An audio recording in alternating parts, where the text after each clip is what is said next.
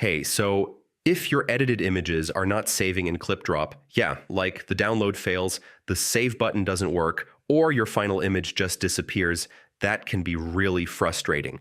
In this full guide, I'll show you how to fix it step by step.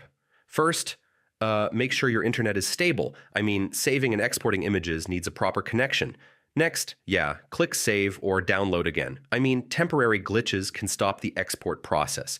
Now, make sure you're exporting in supported formats like PNG or JPG. I mean, wrong format settings can cause save failures.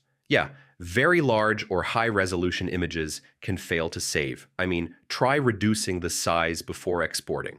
Now, browser extensions can block download scripts. Try turning them off temporarily.